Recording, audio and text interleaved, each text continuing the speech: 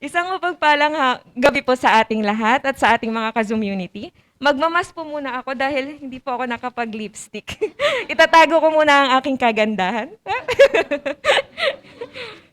Bakit? Sabi ng Lord, we are pretty in His eyes. Kahit namamaga ang mga eye bags.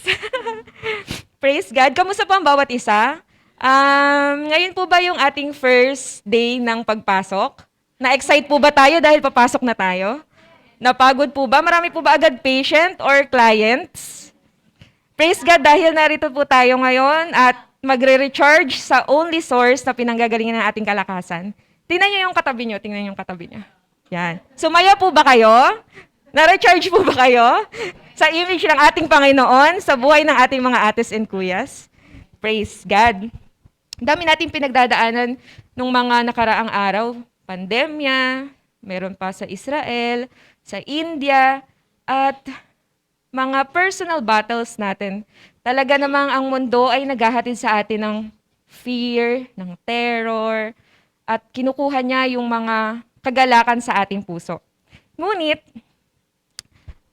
ang sabi ng ating Panginoon, ano nga ba yung kinakatakutan mo? What is your fear? Yan. Ako, takot akong tumawid sa kalsada. Sino takot tumawid sa kalsada? Yung hihintayin mo munang makalagpas lahat ng sasakyan tapos tatawid ka, or hintayin mo na may tatawid tsaka ka palang tatawid. Or fear of heights. Ayan, meron din akong fear of heights. Hindi ako nag-enjoy sa mga Ferris wheel unless kung kulob siya, kung covered siya, or mga roller coaster. Ayaw ko din yan. Kaya hindi ako mag-enjoy sa, anong tawag doon? Enchanted Kingdom, or ano yung si Mickey Mouse? Disneyland. Ayan. Ano pa? Ito ang pinakaayaw ko. Meron akong arachnophobia. Ayoko ng spiders. Kahit picture, kahit video, kahit anything. Lahat ng kaibigan ko, napapagpasensyahan ko, pero yung isang nagbigay sa akin ng gagamba, hindi ko talaga siya pinansin ng matagal na panahon dahil ayoko talaga nun. Sobrang nakakatakot. So, what is your fear? Kayo naman. Siguro, mga mabababaw lang na dahilan yan, no? Pero, baguhin naman natin, what is your greatest fear? Hindi ba? Kapag sinabing fear, ang dami niyan eh. Name it, millions, billions, parang di nauubos. Pero what is your greatest fear? Pili kayo sa lahat ng iyong mga kinakatakutan. Before natin makilala ang ating Panginoon, ano nga ba yung kinakatakutan natin? Mamatay? Magkasakit? Tumandang dalaga? Tumandang binata? Mawala ng trabaho? Mawala lahat ng kayamanan? Ang dami, no? Mapunta sa hell? Asawa daw yun. Asawa? Pero, noong nakilala natin ang ating Panginoon, for sure, 101% na bago yung fear natin. Isa lang ang naging fear natin. Alam ko kung ano yun, mamaya sabihin natin. At usapang fear, ang ating Panginoon, ay mayroon siyang magandang words for tonight. Kuya Andrew, meron po ba dyan? Basahin po natin. Ayan. Ayan. Ito po ay matatagpuan sa Isaiah 41:10. Sabi ng ating Panginoon, "Fear not, for I am with you. Be not dismayed, for I am your God. I will strengthen you." Yes, kasi siguro ang kulit natin. Kaya sabi na ni Lord, "Yes, I will help you. I will uphold you with my righteous right hand." Fear not. Ilang beses na natin yan nababasa sa ating Biblia. Ang sabi sa nabasa ko, 366 times. Kasi daw, every day tayo nire-remind ng Lord. O nga no, merong 365 and 1/4 days. Pero for sure, may pilosopo na magtatanong, paano naman pag leap year? Kaya ginawa na ng Lord na 366 times na i-remind tayo na huwag tayong matakot. Fear not. At ito ay command. Command siya. If we are faithful and obedient to the Lord, dapat tayo ay susunod sa kanyang sinabi. Fear not. Pero hindi lang yun eh. Hindi tayo iniiwan ng Panginoon na hangin. Na sabi lang niya, huwag kang matakot, ganun lang. Lagi siyang may kasunod. Doon sa 366 times na sinabi niyang fear not, lagi siyang may kasunod na pangako. Sabi niya ay, "For I am with you." For I am with you, sabi niya. Enough na po ba yun pag sinabi ng Lord, I am with you? Di ba? God's presence. Ano yung sikreto para ma-release tayo sa fear? It is God's presence. Minsan kaya lang naman tayo natatakot dahil ba dun sa battle na kinakahanap natin? Dahil ba hindi natin siya kaya? Dahil ba natatakot tayo sa outcome? Dahil ba ang dami nating bakit or mga katanungan na hindi masasagot? Iyon kaya talaga yung kinakatakutan natin? Or natatakot tayo mag-isa? Kaya sabi ng Panginoon, I am with you. Siguro nasabi na natin minsan na kapag tayo dumadanas ng sobrang bigat na problema, yung talagang to the highest level, Lord, nasaan ka nung kailangan kita? Di ba ganyan yung mga linya natin? Nasaan ka? Pero sabi ng Lord, fear not, for I am with you. Presence of God, lagi siyang nandyan. Hindi niya tayo iiwan at pababayaan kahit kailan. At ang presensya ng Panginoon, it is a divine blessing and embracing love. Hindi lang sinabi ng Lord na nandito ako, tapos andyan lang siya, papabayaan ka na niya. Diyan lang siya sa tabi mo, and then bahala ka na sa lahat ng iyong mga gagawin. Dahil ang anak ng Panginoon, ang gusto lang niya ay everlasting joy sa kanyang presensya. Walang hanggang kagalakan at kapayapaan ng puso and comfort sa kanyang presence. Dahil sabi niya sa Psalm 16:11, "You will fill me joy in your presence with eternal pleasures at your right hand." Sino naniniwala ng ating Panginoon ay narito ngayon? Katabi nyo? Katabi ko? Nandito siya sa ating harapan? Ako naniniwala ako kasi kapag nandito ako, yung, alam mo yun, we are trembling. Alam ko hindi lang ako nakakaranas nun. Minsan, nagsalita dito si Pas Edison, sabi niya, kinakabahan daw siya. Tapos naisip ko, hala, pati si Pas Edison kinakabahan? Ang galing kaya niya magsalita. Hala, tinanong ko din sila Ate Abby, sila Pasdo, Pas Chard. Ganon din, siguro ganon din si Pas Alwin at ang lahat ng tumatayo dito. Alam niyo kung bakit? Dahil ba kinakabahan tayo? Dahil ba mahiyain ng Joshua? Dahil ba natatakot tayo na magsalita sa harapan ng maraming tao? Na-realize ko na we are trembling. Una, because of humility sa ating Panginoon. But most of all, because God is here. God's presence is here. We are approaching a holy God. Kaya we are trembling because of submission to Him and humility. Diba kahit naman sila Moses, Isaiah, Daniel, kapag kinakatagpo sila ng Panginoon, they are trembling.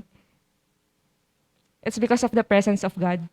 At sabi nga ng ating ate, the only fear that we are allowed to feel is the fear of the Lord. Only fear of the Lord. At hindi spirit of fear na galing sa ating kaaway na si Taning. At sabi pa ng Lord, be not dismayed. Dalawa yung command niya. Sabi doon, be not dismayed. Dismayed, di ba, mag-worry ka. Kapag meron kang nakitang isang bagay, natakot ka, nadidismaya ka sa sitwasyon kasi ayaw mo yun, kasi hindi yun maganda. Kasi parang Lord, hindi ko siya kaya. Ganun yung nararamdaman natin minsan. Nagwo-worry tayo and mako-connect din natin siya sa unbelief. As Christians, we are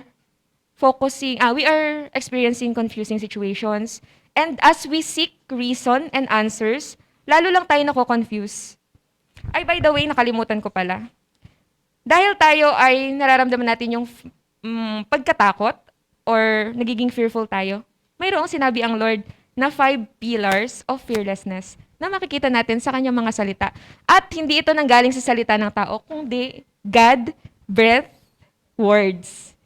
Ang mga salitang ito ay sinabi talaga ng ating Panginoon. The first pillar of fearlessness is, sabi niya, for I am with you, I am your God, I will strengthen you. Surely, doon sa ibang version, or dito, yes, I will help you. I will uphold you with my righteous right hand. The more we seek sa mga answer, kung, Lord, bakit ko ba ito nararanasan? Lord, bakit ganito? Lord, anong mangyayari? Lord, anong gagawin ko? Ang dami nating mga katanungan. Pero minsan, or madalas, hindi answer yung binibigay ng ating Panginoon. Sabi niya, ang remedy daw to face itong fear and dismay, remember that our God in heaven is our Father, our Lord Jesus is our Savior, and the Holy Spirit is our Comforter. At ito yung maganda, sinong gusto na answer ang ibigay ng Lord? Gusto nyo answer, bigay ng Lord sa lahat ng ating mga nararanasang problema, mga battles, trials, and everything. Sa health, sa salary, sa magiging future husband and wife, sa lahat-lahat ng mga battles na, personal battles na kinakaharap natin ngayon. Gusto ba natin ng answer? Yung alam na natin kung ano yung mangyayari. Gusto nyo yung answer? Sino gusto na answer?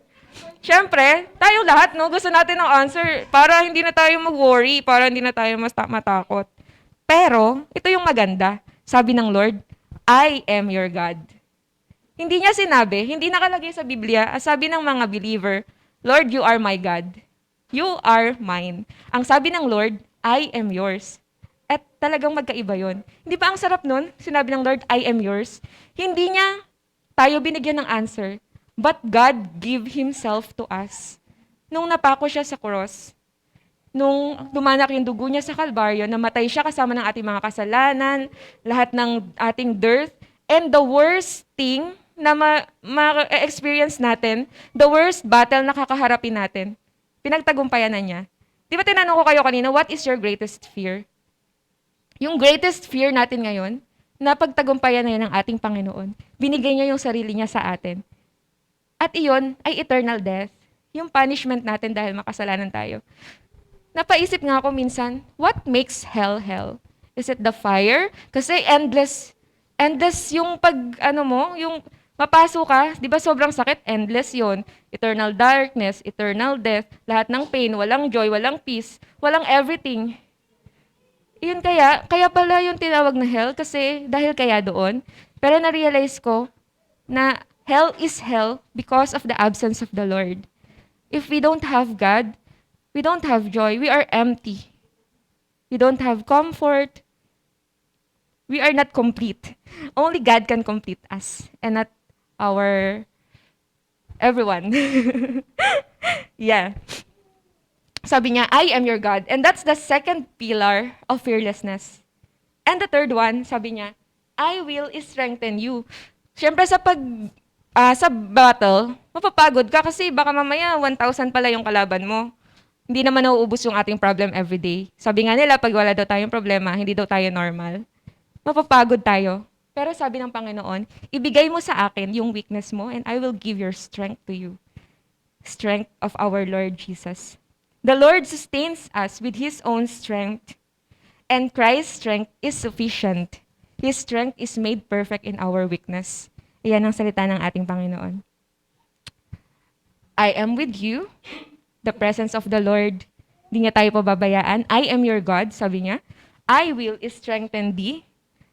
At syempre makulit tayo, Lord, napapagod na kasi ako. Kaya ko pa ba? Makakalaban pa ba ako? Sabi niya, I will help you. I will help thee. The Lord is our ever-present help in trouble. Jesus is with us always to the end of the age. Kahit na nung ascension, di ba, nangako siya, binigyan niya sa atin ng banal na Espiritu Santo. Our present helper and our resident comforter. Ibig sabihin, hindi siya naaalis. Nandito na siya sa atin. Forever. At all times. Ito yung natutunan ko sa Leeds, na bawat word pala ay importante.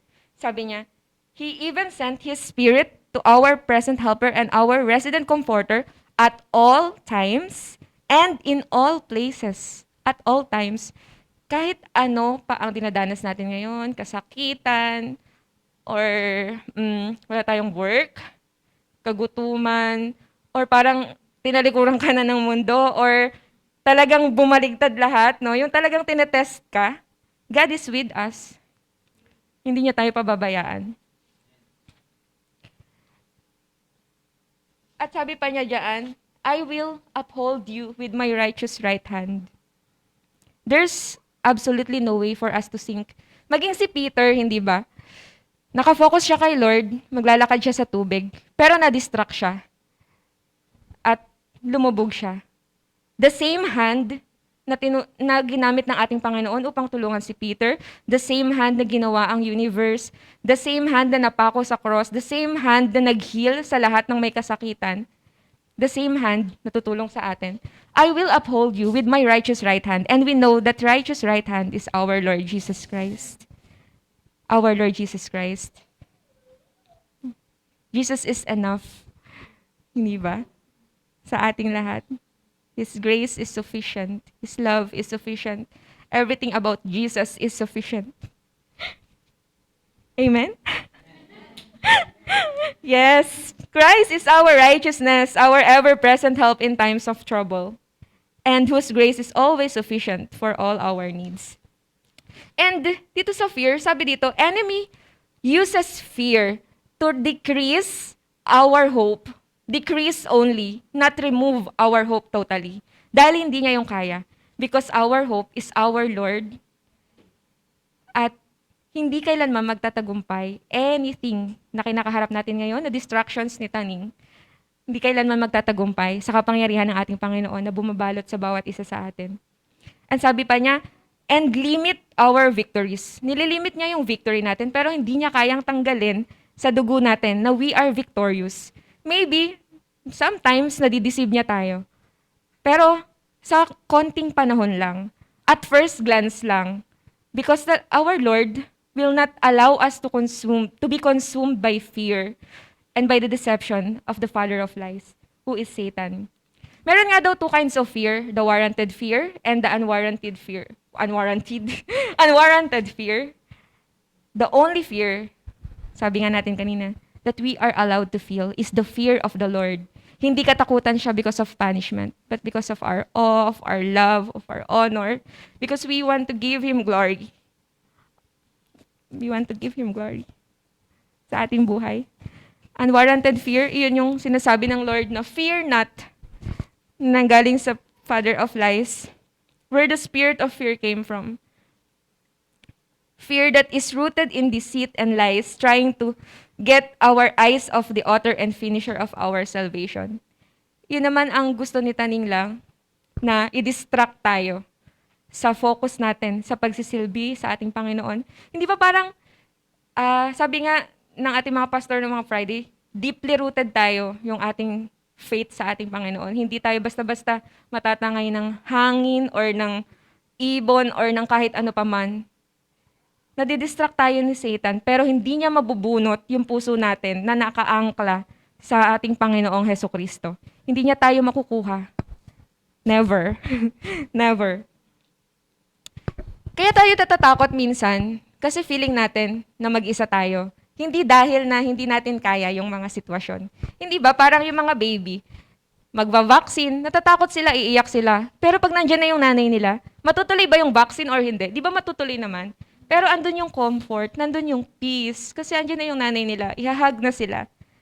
Parang tayo din, akala natin, natatakot tayo sa reason nung fear natin, pero hindi. Natatakot tayo dahil baka wala ang Lord. Dahil baka wala yung kanyang presensya. And that's a lie of the enemy. Dahil sabi ng ating Lord, I am with you. Hindi lang isang beses yung promise niya. 5 pillars of fearlessness. I am with you.